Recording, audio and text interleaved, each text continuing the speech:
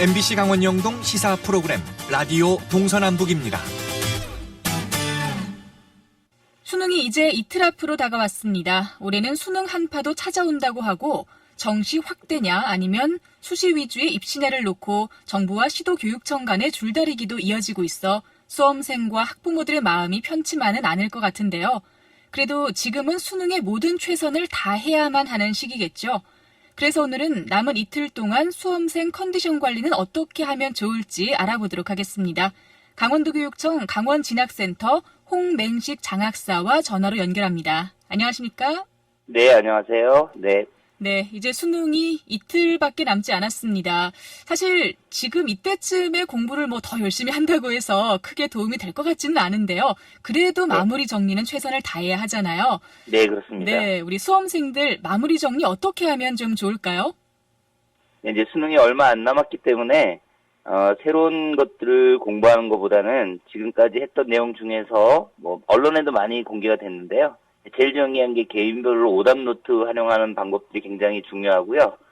그다음에 6월하고 9월 모의평가 수준이 수능에 동일하게 비슷하게 반영된다라고 본다면 6월 모의평가와 9월 모의평가에서 본인이 좀 부족했던 부분들을 다시 한번 정리하면 오히려 좋은 결과가 있을 거라고 생각하고 있습니다. 네, 사실 마무리 정리를 다 못했어도 너무 늦게까지 또 책과 씨름하는 건 안 좋을 것 같거든요. 이 컨디션 조절도 잘 해야 할 텐데요. 우리 수험생들 공부와 수면 시간을 어느 정도로 조절하는 게 좀 좋을까요? 일단은 본인의 생활 습관들이 있는데요. 이제 수능 시작이 8시 10분부터입니다. 그래서 보통 2시간 전에 이제 뇌가 활성화된다고 하기 때문에요. 최소한 7시 전에는 최적의 상태가 돼야 되기 때문에 수면은 한 12시 이전에는 이제 반드시 자는 걸로 한 컨디션을 조절하면 좋을 것 같고요. 다만 평소에 1시까지 늦게까지 공부하던 학생이 갑자기 9시나 10시 정도에 자는 것들은 오히려 컨디션을 떨어뜨릴 수가 있어서요. 일단 12시 이전에 편안하게 이제 지침을 취하고 그리고 수능 날의 그 시험 시간표와 동일하게 모의고사 등을 통해서 연습해보는 것들이 필요할 것 같습니다. 네. 이 수능이 가까워지면 정말 신체 리듬 관리도 굉장히 신경이 많이 쓰이더라고요. 그리고 또 전문가들이 얘기하기로는 시험 당일은 물론이고 또 며칠 전부터 아침을 꼭 챙겨 먹어라라는 얘기를 하던데요. 밤부터 공복이 이렇게 12시까지 이어지는 건 오히려 피로가 가중될 수 있다라고 하더라고요. 네, 그렇습니다. 네. 그러면 아침부터 삼겹살 이런 건 안 좋잖아요. 네, 그렇습니다. 네. 어떤 종류로 어느 정도 먹으면 좋을까요? 일단 이제 아침을 드셔야 되는 이유 중에 하나가 일단 뇌가 활성화되려면 충분히 영양이 공급이 돼야 되는 건데요.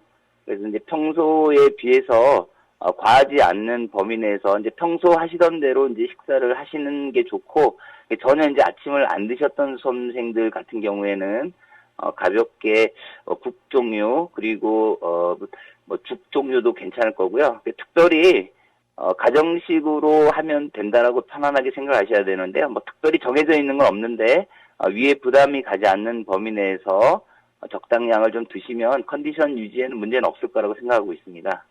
네. 그런데 좀 사람이 많이 긴장을 하다 보면 컨디션이 갑작스럽게 변하기도 하잖아요. 시험을 보다가 배탈이라도 나면 정말 큰일인데 아침을 굶던 학생이 갑자기 먹으면 탈이 나지 않을까 그런 걱정도 들거든요. 네네. 그래서 일단 이제 식사를 안 하시던 학생들이나 이제 수험생들 경우에는 이제 가볍게 이제 죽 종류로 이제 시작을 하시면 좋고, 그렇지 않으면 야채 중심의 이제 식단이라든가 아니면 현미 정도의 이제 식단이 이제 무리가 좀 없을 건데요.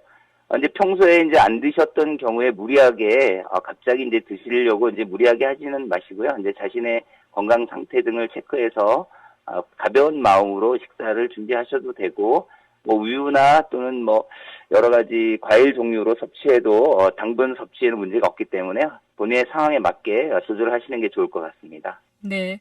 그리고 저도 사실 재수를 했던 학생으로서 이렇게 시험이 약한 학생들이 있거든요. 큰 시험에서 평소 실력을 다 발휘하지 못한다고 하면 좀 긴장 때문일 것 같은데요. 우리 수험생들에게 이런 긴장을 풀어줄 수 있는 좀 주변의 도움도 필요할 것 같습니다. 어떻게 하면 좋을까요? 일단은 수능이라는 것들이 한 번으로 끝난다라고 이제 생각하지 마시고요. 어떤 과정이고 이제 도전 과정이다라는 이제 마음을 가지셔야 되는데, 가장 중요한 거는 너무 잘 보겠다는 생각보다는 평소의 실력만큼 또는 조금 덜 나오더라도 최선을 다하겠다는 마음이 중요할 것 같은데요. 일단 컨디션에 가장 큰 영향을 미치는 게 심리적인 거잖아요. 그래서 수능 당일날에 굉장히 어려운 문제가 이제 출제했다고 보통 많이 느낍니다. 이제 그럴 때 나만 어려운 게 아니라 모든 시험은 동일한 조건이다.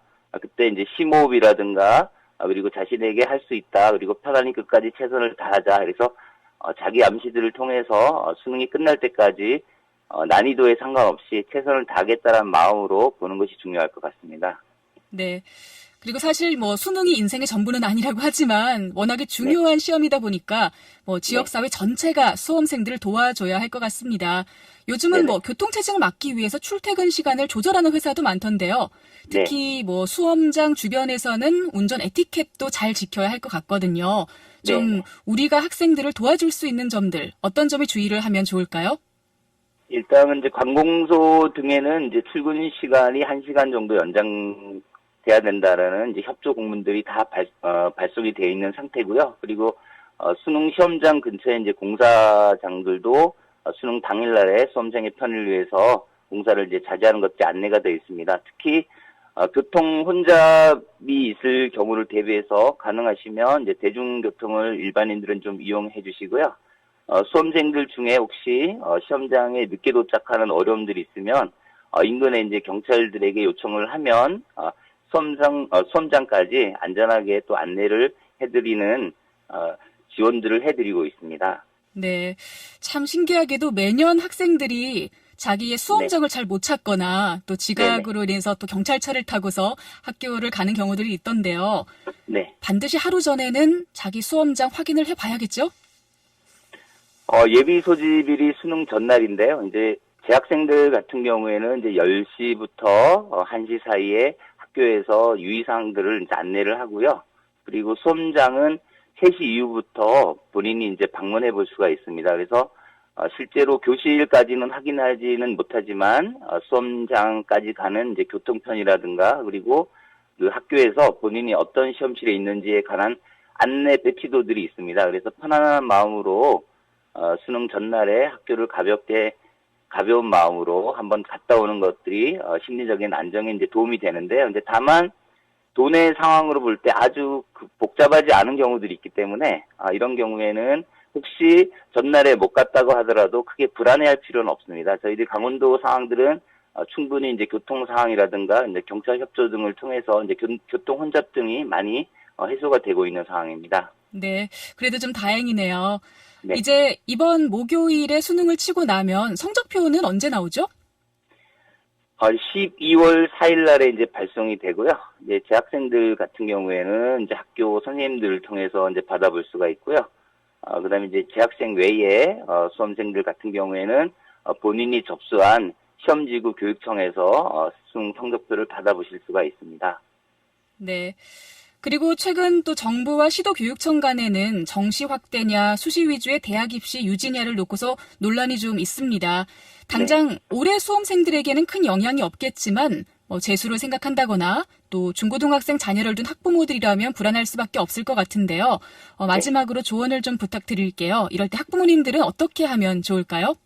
일단 졸업생이냐 아니면 또는 그 현재 재학생이냐에 따라서 그리고 교과 활동이나 이제 비교과 등의 학생 전체반적인 생활 기록 상태가 어떠냐에 따라서 이제 개인적으로 유불리가 달라질 것 같은데요. 근데 재학생들 같은 경우에는 이제 아무래도 이제 수시에서 많은 학생들을 선발하기 때문에 학교 생활을 열심히 하고 이제 교과 내신 외에 다양한 활동들을 하는 것들이 중요합니다. 근데 다만 그 정시 학대들이 수도권 중심으로 이제 일부 대학들이 많지는 않지만 다소 %가 올라갈 것 같습니다. 그래서 최저 학력 기준을 충족하느냐가 이제 관건이 될 것 같아서 일단 수시를 기본으로 중심으로 두고 그 외에 이제 수능 최저 학력 관리를 중심으로 해야 될 것 같습니다. 그리고 졸업생들 같은 경우에 정시가 확대가 되는데 이 정시 같은 경우 이제 수도권 상위권 대학 중심으로 비중이 다소 높아질 거라고 생각합니다. 그래서 재수생들 쪽에는 수능 성적을 좀 향상시킬 수 있는 나름대로의 이제 노력이 좀 필요할 것 같습니다. 그리고 중학교 2학년 학생들에 대한 그 입시 기본 계획들은 아직 발표가 되지는 않았습니다. 그래서 한 3년 후나 이후에 일어날 이야기들이기 때문에 그 중학교 과정에서 기본 개념들을 충분히 할 수 있는 준비를 하시고요. 특히 독서력을 통해서 사고력을 미리 준비해 두시는 그런 방법들이 굉장히 중요할 거라고 생각하고 있습니다. 네. 자, 이제 수능을 이틀 남겨놓고서 오늘 강원도교육청 강원진학센터 홍맹식 장학사와 함께 이야기를 나눠봤습니다. 고맙습니다. 네, 감사합니다. 네.